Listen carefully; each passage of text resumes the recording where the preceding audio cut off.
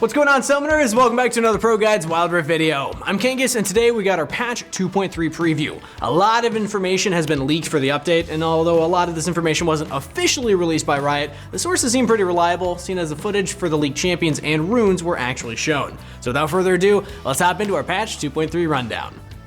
First off, patch 2.3 is finally bringing another keystone rune to Wild Rift, Phase Rush. The rune grants a burst of movement speed and slow resistance after landing 3 separate abilities or auto attacks, with a 15-second cooldown.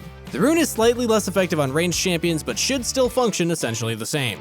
By mixing in auto attacks with ability usages, proccing Phase Rush is a cinch with champions like Kennen. Just throw out an auto, mix an ability in, which then allows you to reset your auto attack animation for another hit to gain the burst of move speed. This is a much needed rune variety to create different playstyles in the meta, since as of now a vast majority of damage carries just straight up run Conqueror. So a keystone that provides movement speed utility will definitely shake up the meta. Another rune entering Wild Rift is the secondary rune Bone Plating. After taking damage from an enemy for 1.5 seconds, the next 3 attacks or abilities that you receive from the same enemy deal 30 to 60 less damage. Since the rune has a 45-second cooldown, don't expect it to save your butt every time. But when playing against absurdly high burst damage, Bone Plating will definitely help mitigate some of the absurd 100-0 damage from champions like Akali. Overall, these runes are a very welcome addition to Wild Rift. The community overall has been complaining about a lack of runes, and Riot definitely heard, so stay vocal on the game criticism, folks. It's helping improve the game. And before we move on, we have our question of the day. This next section of the video will be a bit of a different format, tying in champion lore to their abilities. So my question is, do you enjoy the additional lore sprinkled in every so often? I'm a huge lore nerd, but I know not everybody is, so I'm curious what you think. Let me know in the comments down below. Oh, and also a reminder to join our community Wild Rift Discord. We're about to start another giveaway, so join up early and stay tuned for a chance to win some free rewards. So in total, we have 4 new champions so far to join Wild Rift: Aurelia, Senna, Lucian, and Riven. We talked about Aurelia in our news segment a couple of days ago, so check out that video for more information on the blade-wielding solo laner. In this video, we'll discuss the other 3 leaked champions instead, beginning with Riven. Lore-wise, Riven began her life orphaned on a farm in rural Noxus. Cursing her days farming the land, she swore herself to strength, and Noxus accepted her with open arms. Years of hard labor have toughened the young girl and made her perfect for combat. The trade Noxus and League players both seeking their champions. Loads of top-level challenger players main this champ, such as General Sniper and Adrian Riven. Her popularity has never wavered in League of Legends PC, and we suspect the same momentum to flow over to Wild Rift. Riven's passive, Runic Blades, grants Riven a charge that lasts for a few seconds. This charge deals bonus % base on attack damage, stacking up to 3 times. The passive is instantly recast when Riven uses another ability, perfectly synchronizing with her first ability, Broken Wing. Broken Wing has 3 different casts and moves Riven differently depending on which cast she's on. Riven's kinda unique in this way, as only Aatrox's first ability works similarly, and he's not even in Wild Rift. So the first and second casts are virtually the same. Riven moves forward, sweeping a small area in front of her, dealing physical damage. The third cast, though, is where things get fancy. When Riven casts her first ability for the 3rd time, she performs a flip, knocking up all affected enemies in front of her. This 3rd cast is a crucial part of Riven's identity because it allows her to either knock up enemies for an engage or jump over a wall for protection. Comboing Riven's first ability with her passive yields massive damage, but mixing in Riven's 2nd ability adds even more flavor to her kit. Ki Burst is Riven's 2nd ability and stuns all nearby enemies with the ki that she developed while fighting Ionians and Noxians alike. This ability perfectly reflects her battle-hardened spirit. Ki Burst scales highly with attack damage and is what helps the Riven pull off decimating combos. However, if Riven puts herself in a tight situation to engage, she can always get out of it with her 3rd ability, Valor.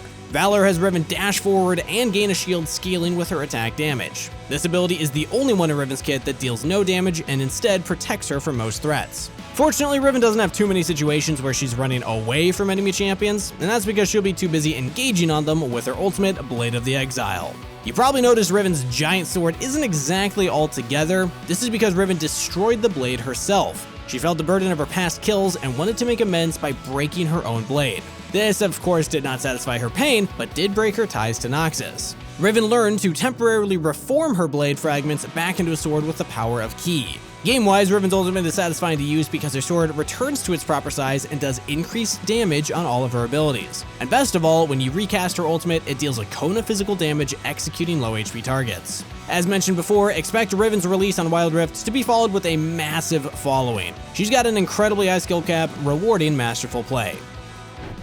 Now, Senna and Lucian are both marksman champions, mirroring each other's kits and champion design, but still managing to differ drastically. In the lore, Senna is level-headed, always calculating every factor of a situation, while Lucian is more excitable and eager to charge into the fray. Their characteristics are of course reflected in their abilities, very much creating a specific style to match their backstory. Ever since Senna's death, Lucian became filled with resentment and anger, utilizing his pistol alongside Senna's to fight the darkness. With each shot, he bears the weight of Senna's death, grasping his second pistol while mourning his loss. Therefore, it's only fitting that Lucian's passive Light Slinger grants a double shot after every ability usage. This skill is key to maximizing the marksman's damage output and understanding how to space out your abilities. Weaving in double autos will definitely be a mechanic that sets advanced Lucian players from the casuals. But what Lucian believes to be Senna's death was actually her rebirth. Senna lived a cursed life, always chased by what's called the Black Mist. When Thresh impaled her with his chain and brought her soul into his lantern, she embraced the darkness, thereby evolving her innate affinity with that Black Mist. To coexist with the beings within Thresh's lantern, she brought the Black Mist into herself, granting the Fallen freedom.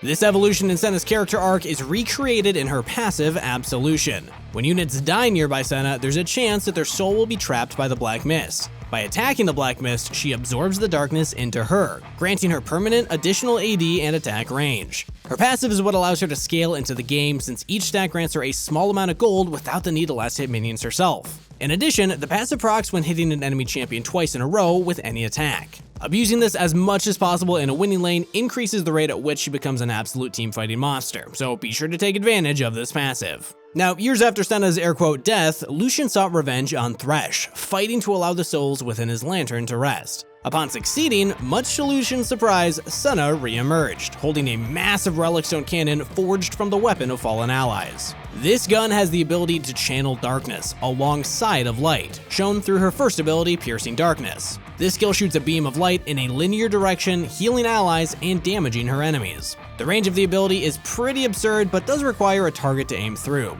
But thanks to its unique ability to cast on both allies and enemies alike, the versatility is absolutely insane. Angle the skill through your minions to poke down the enemy team. Lucian has a very similar ability, Piercing Light, but his version of the skill doesn't grant healing. Instead, the burst of light shoots incredibly fast, leaving very little room for the enemy to dodge. Follow up by auto-attacking the enemy with his passive, and Lucian's lane opponents will find themselves missing a very sizable amount of health. And as Lucian's main damaging ability, besides his auto attacks of course, be sure to poke through the enemy minions to trade effectively in lane, but always keep in mind that you can only target enemy units. Senna's second ability, Last Embrace, throws out a wave of Black Mist to root the target hit after a slight delay. This does have a small area of effect, so you can actually root multiple targets with a single hit. In addition, if a minion last hit by Last Embrace falls, the root will happen instantaneously. Meanwhile, Lucian's second ability, Ardent Blaze, shoots a missile that explodes upon impact, splitting into a star shape. Unlike Senna's crowd control, when Lucian hits a champion marked by Ardent Blaze, he gains additional movement speed for himself rather than hindering the enemies. The ability is particularly useful for proccing Lucian's passive, since the movement speed buff increases his following potential. And both of their third abilities are ways to speed up their movement. Senna's Curse of the Black Mist embraces the darkness, creating a shroud that camouflages herself and all allied champions within it as a wraith, while also increasing their movement speed. When allies camouflaged are attacked from the outside, they are untargetable, meaning that ranged auto attacks just don't work. Make sure to use this ability to save allies in a pinch. Lucian, on the other hand, dashes him forward. He's known for always charging into the fray, and his ability Relentless Pursuit is the perfect one to show off this reckless assault. The dash's cooldown is decreased every time he uses his passive Light Slinger, therefore rewarding fast and devastating combos. Keep this cooldown reduction mechanic in mind when playing the champion, since it's absolutely essential to mastering the pick.